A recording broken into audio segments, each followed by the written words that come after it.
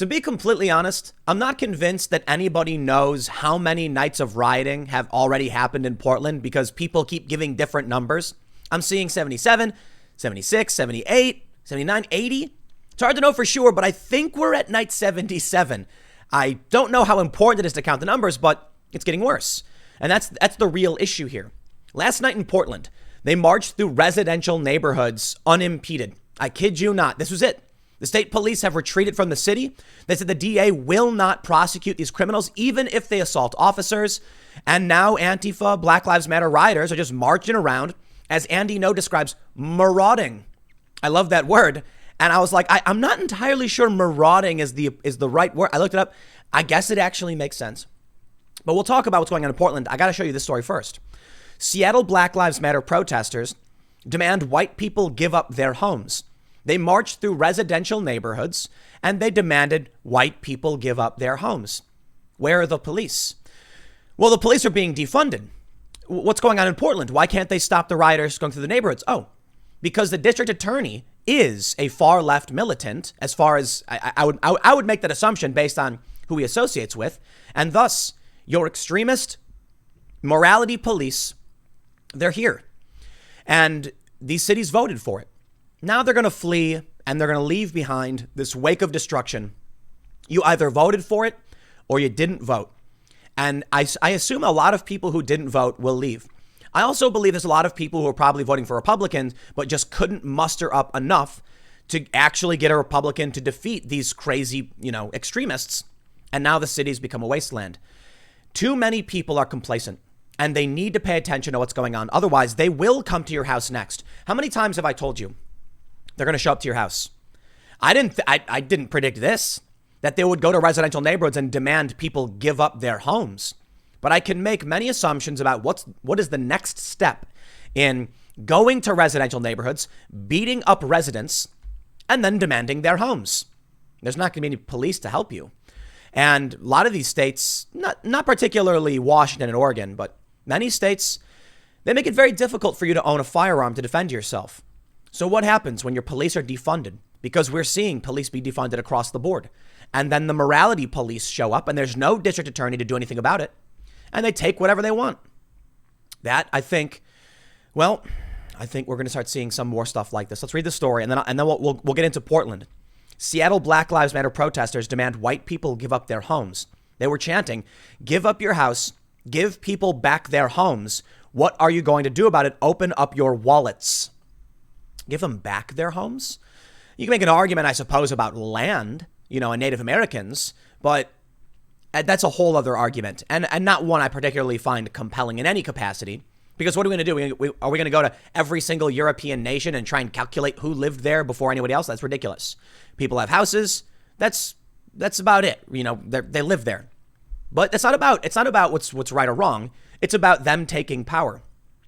The New York Post says, a group of Black Lives Matter protesters in Seattle marched through a residential neighborhood this week demanding that white residents give up their homes, dramatic video shows.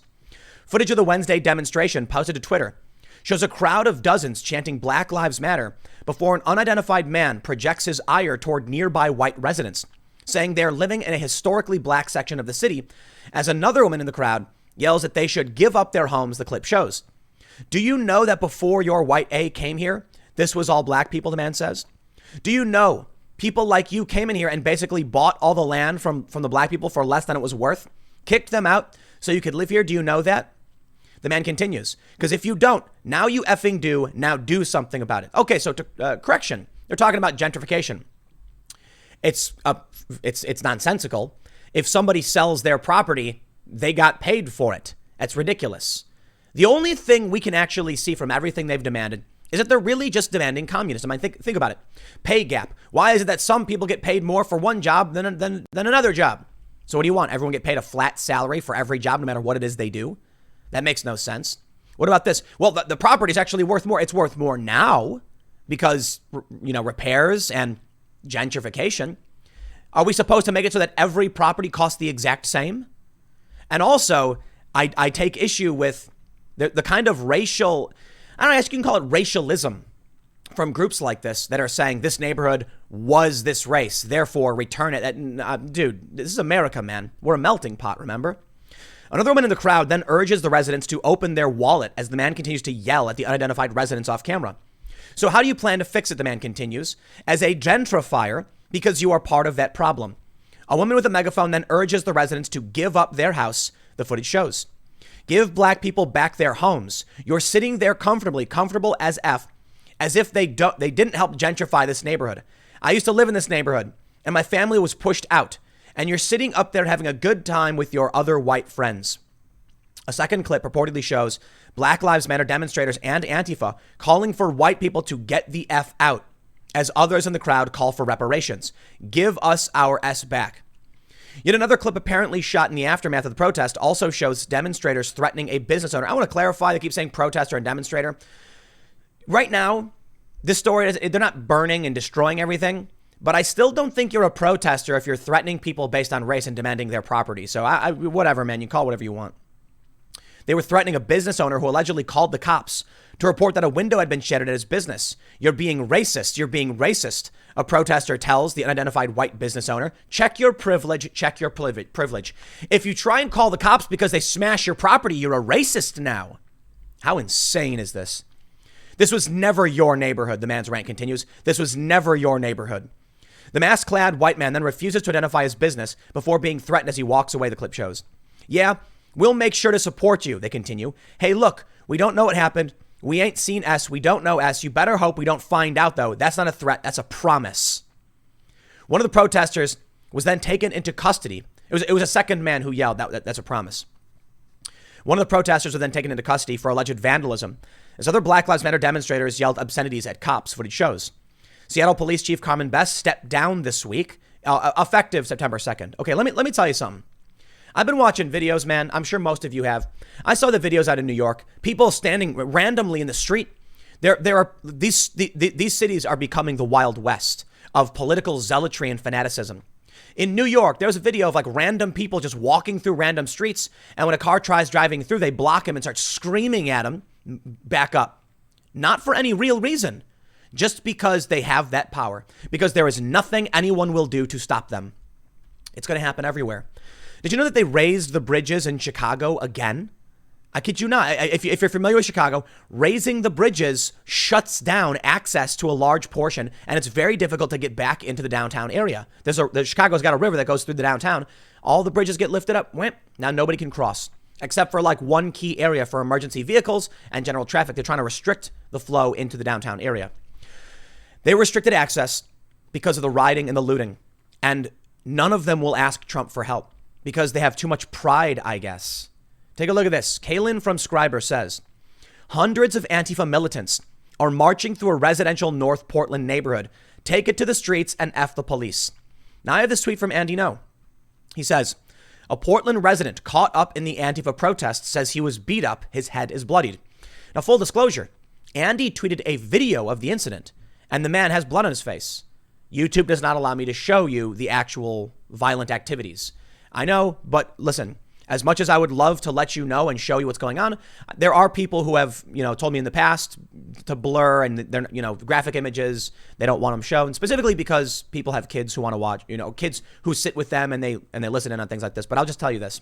I'm just doing my best to make sure you know it's happening. And if you want to see all the videos, follow Andy No on Twitter. That's at MRANDYNGO. Andy is one of the best sources for covering what's going on, and he has the full video.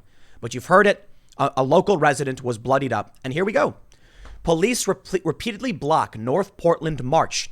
Advance on protesters Friday. While that's sort of true, let me issue some corrections as I normally do for Oregon Live. They're not protesters. They're rioters and extremists. Yes, the police did march on them, but in many instances, the far left Black Lives Matter extremists were marching around destroying things with impunity. And it's not an exaggeration. Andy No tweets, marauding Antifa Black Bloc in Seattle. Smash up. This is Seattle. Okay. Rioters have turned parts of North Portland into a war zone here.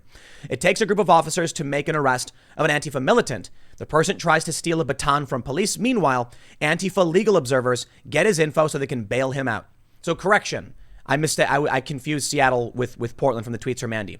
So the police are still engaging with these rioters in various parts of Portland. In Seattle, however, where the police have just been defunded and the police chief has stepped down, marauding Antifa Black Bloc in Seattle smash up property as they march around the city. People watch in disbelief. No police.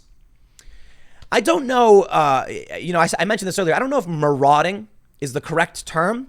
So I looked it up. I know what marauding means, but I was like, is this apt? Well, maraud. It means to roam in search of things to steal or people to attack. War parties cross the river to maraud.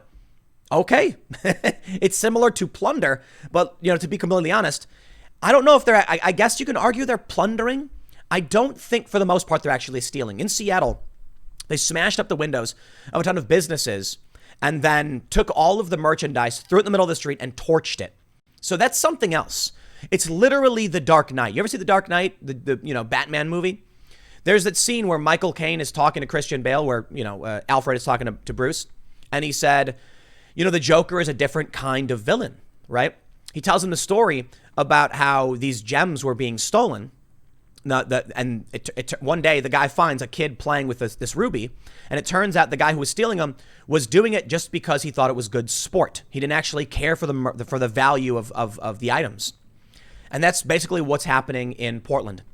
There's a viral tweet going around from one of these extremists, and I don't think it's actually I don't think that the tweet is necessarily indicative of like a leader position or anything like that. Here, the point I'm saying is it's like a random person. But what they did say is that their strategy in Portland is to wear the police down through attrition because they can keep coming out night after night. It costs them relatively little. The city is spending insane amounts of money and resources to try and stop the riots. So long as the rioters need only show up with their, black hoodies and sunglasses and masks, then they can eventually wear down the police and they'll win. Normally that wouldn't be true because the district attorney would actually do something about it. Unfortunately for everybody else, the district attorney is actually presumably on the side of these people. I don't know if I have the tweet actually pulled up from Andy No. I tweeted about it, but I don't think I have it.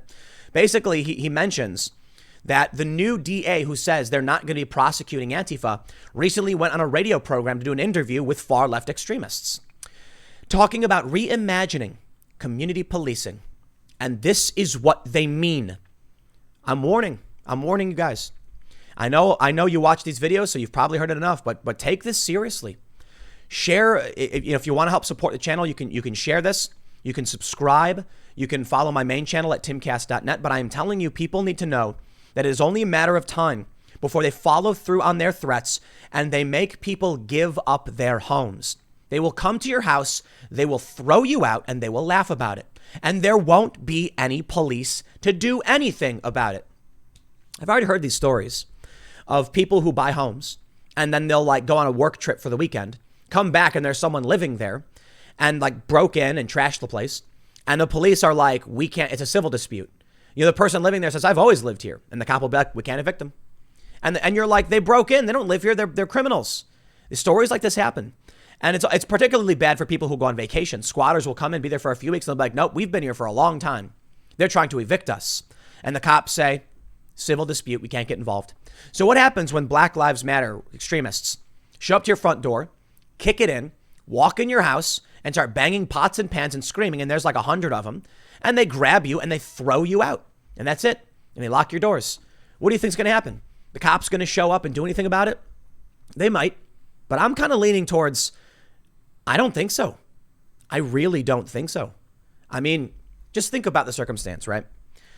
If these people in Seattle or Portland went to a random house and kicked the door in and started romping about in the house, they'd be gone before the cops ever showed up, for one thing. But what are the cops going to do?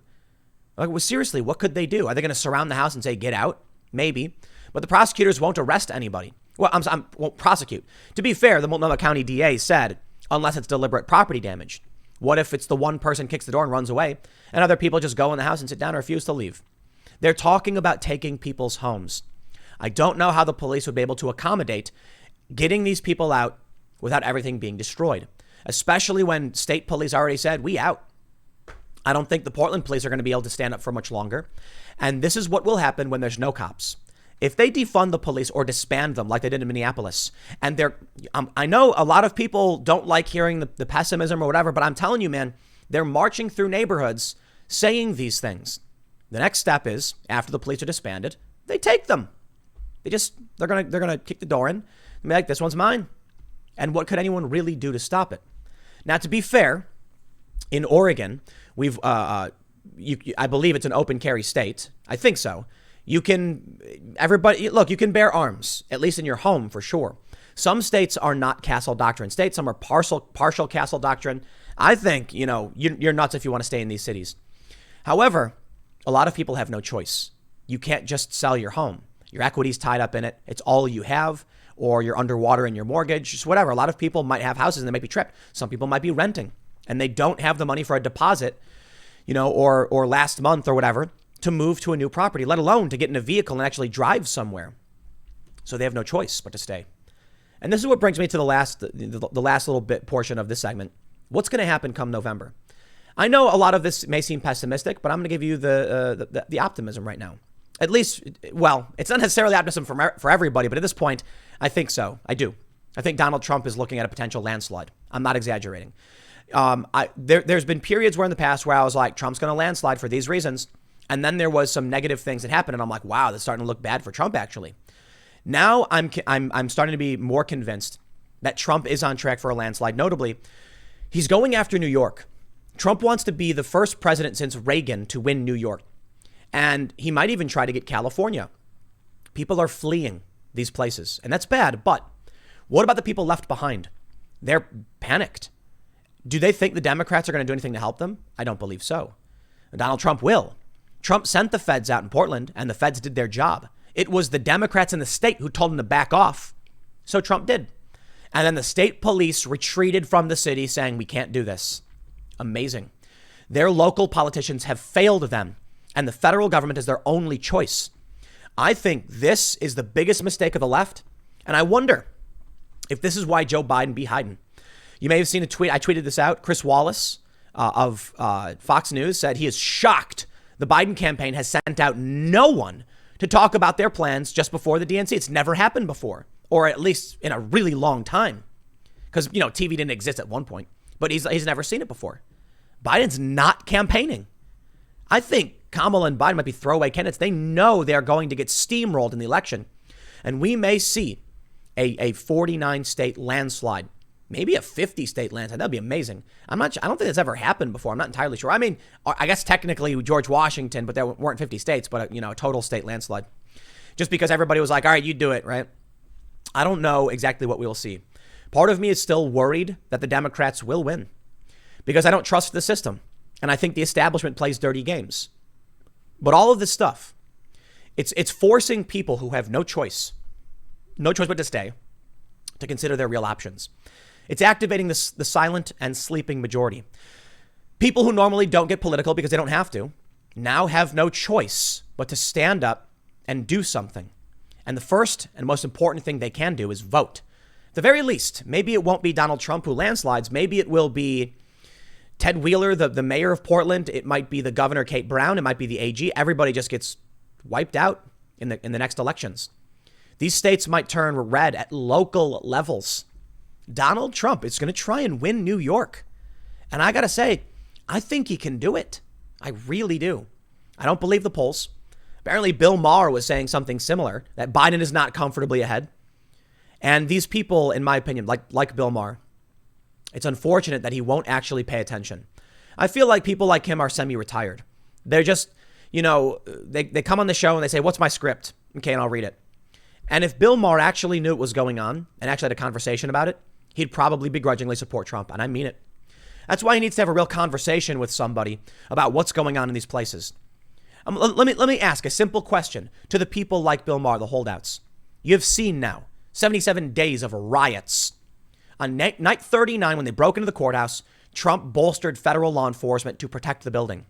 There was no unidentified stormtroopers. They had badges on. The van was unmarked, but police used unmarked vehicles. They detained 2 people for questioning. They were released.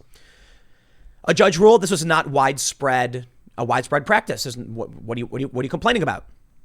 To the AG. Well, they asked the feds to leave, so the feds did, and the chaos got worse.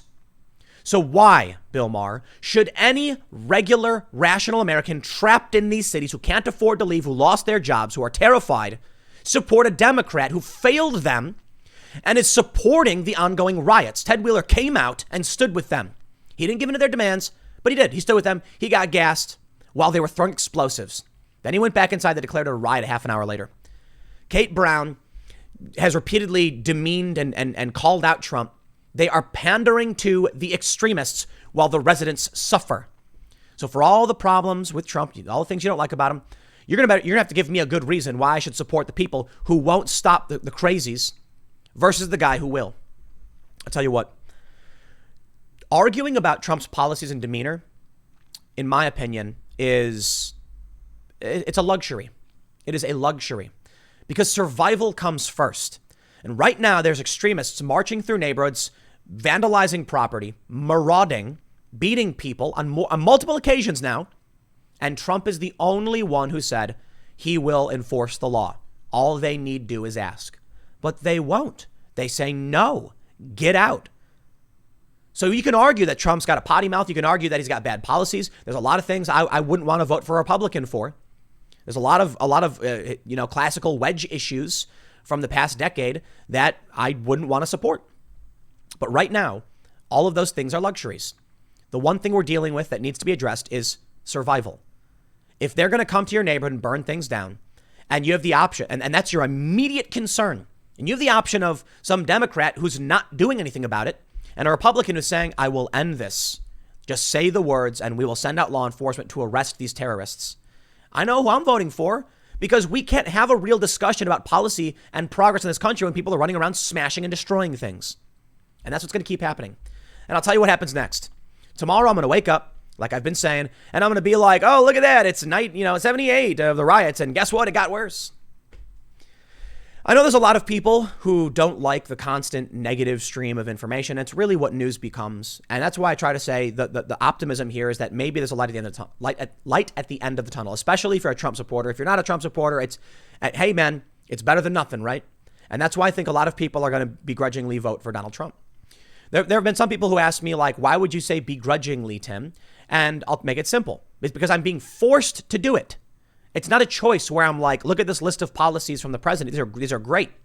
There's a few things criminal justice reform was great. Freezing federal student loan interest was great.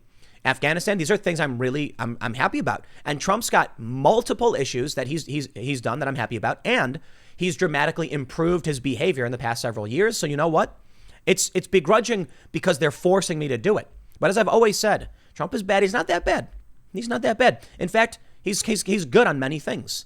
I've said that before. I'll say it again. I have no trouble saying it. People got to realize I don't see the world the way you do. Okay. And there's a lot of people who are hardcore Trump supporters who are like, why won't Tim just say, it's great? And I'm like, it's not how I feel. It's not what I see. But I'll tell you this, Trump has dramatically improved. There's the Afghanistan withdrawal. There's a lot of things that I think are fantastic.